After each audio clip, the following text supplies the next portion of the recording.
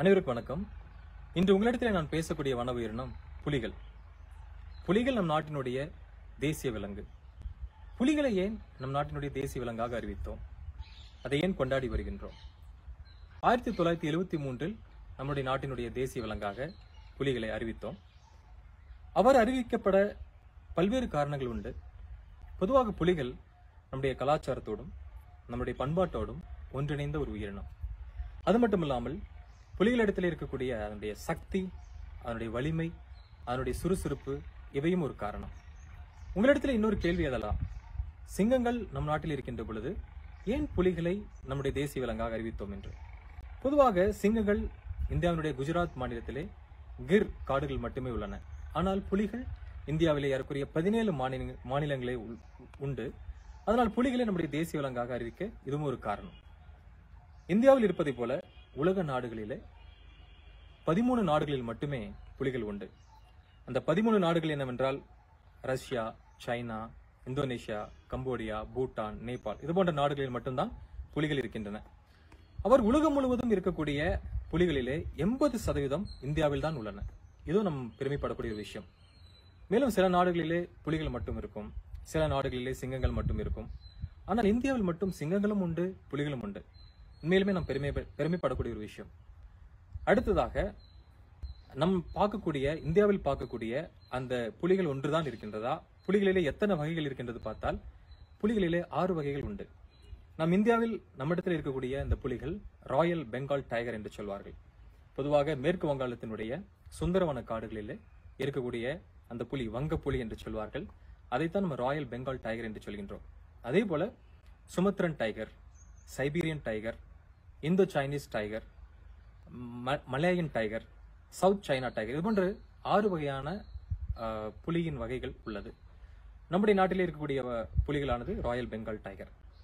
இந்தியாவில் மொத்தம் எத்தனை புலிகள் இருக்கின்றது என்று பார்த்தோமேயானால் 3682 புலிகள் உள்ளன. 2022 கணக்கெடுப்பின்படி நம்முடைய அரசாங்கமானது 4 வருடங்களுக்கு ஒரு முறை புலிகளை கணக்கெடுக்கிறது. 2018 பிறகு 2022 எடுத்தோம் 3682 புலிகள் நம்மிடத்தில் உண்டு. இந்தியா முழுவதுமே புலிகள் இருக்கின்றது என்றால் இல்லை.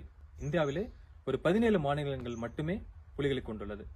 அதில் குறிப்பாக மத்திய பிரதேஷ், மகாராஷ்டிரா, உத்தரகாண்ட், கர்நாடகா, தமிழ்நாடு இது போன்ற 16-17 மாநிலங்களில் மட்டுமே புலிகள் உண்டு.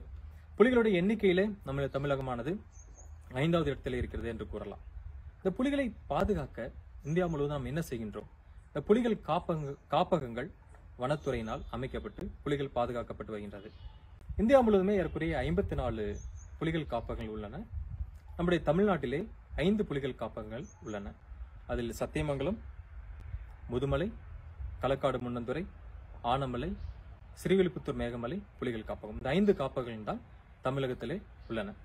அடுத்ததாக புலிகளை நாம் எவ்வாறு இனம் கண்டறிகின்றோம்? புலிகளை எவ்வாறு நாம் அடையாளப்படுத்துகின்றோம்? ஒவ்வொரு தனி மனிதனுக்கு எவ்வாறு அடையாளம் உண்டு அதுபோல புலிகளுக்கும் அடையாளம் உண்டு. புலிகளை நாம் அடையாளப்படுத்துவது அதனுடைய வரிகளை கொண்டு, the stripes என்று ஆங்கிலத்திலே சொல்வார்கள். அந்த வரிகளை கொண்டு புலிகளை நாம் இனம் கண்டுகொள்கின்றோம். 1, 2, 3 போல அந்த வரிகளை கொண்டுதான் நாம் அதை அடையாளப்படுத்திக் கொள்கின்றோம். அதுபோல நாங்கெல்லாம் காடுகளில் செல்கின்ற போது அதனுடைய பக்மார்க், அதனுடைய கால் தடம் இருப்பதை பொறுத்து புலிகளுடைய நடமாட்டம் இருக்கிறது என்பதை நாங்கள் தெரிந்து கொள்கின்றோம்.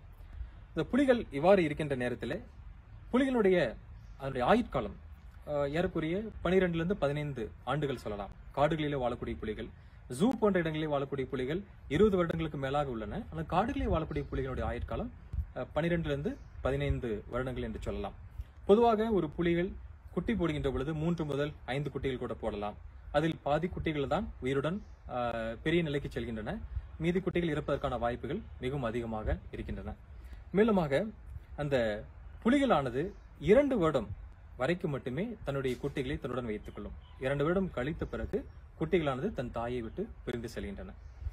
சோ புலி எவ்வாறு தன்னுடைய இரையை தேடி கொள்கின்றது என்று பார்த்தால் நம் அனைவருக்குமே தெரியும். ஆம்புஷ், அதாவது பதுங்கி நின்று தாக்கக்கூடிய ஒரு வன உயிரினம் புலிகள். பதுங்கி தாக்கக்கூடிய அந்த குணாதிசயம் தான் புலிகளிலே அதிகமாக இருக்கின்றது. ஒரு கடமானையோ ஒரு காட்டெருமையை அடித்துக் கொன்று ஏறக்குறைய 3 முதல் 4 நாட்கள் வைத்து உண்ணக்கூடிய பழக்கம் நம்முடைய புலிகளிடத்திலே ஏராளமாக உண்டு. அடுத்ததாக இந்த டெரிட்டரி என்று சொல்வார்கள், அதனுடைய எல்லை. இந்த இடத்திலே புலிகள் இருக்கின்றது என்றால் தன்னுடைய எல்லையை நிர்ணயித்துக் கொள்ள அது தன்னுடைய நகங்களை வைத்து அந்த மரத்திலே ஒரு காயங்களை ஏற்படுத்திவிடும். தன்னுடைய சிறுநீரை வைத்து அந்தந்த 4 புறங்களிலுமே தன்னுடைய டெரிட்டரியை அது வந்து மார்க் செய்து கொள்ளும். அந்த இடத்திற்கு வேற புலிகள் வருகின்றது என்றால் நிச்சயம் அதை பார்த்து கொண்டு அது ஒதுங்கி சென்றுவிடும். அதை தாண்டி உள்ளே வருகின்றது என்றால் நிச்சயம் இந்த 2 புலிகளுக்கும் இடையே ஒரு சண்டை ஏற்படும். அதைத்தான் நம்ம டெரிட்டரி ஃபைட் என்று சொல்வோம். அதில் எந்த புலியானது ஜெயிக்கின்றதோ அந்த புலியானது அந்த இடத்திலே இருக்கலாம். இதுதான் புலியினுடைய ஒரு மிகச்சிறந்த ஒரு குணாதிசயம்.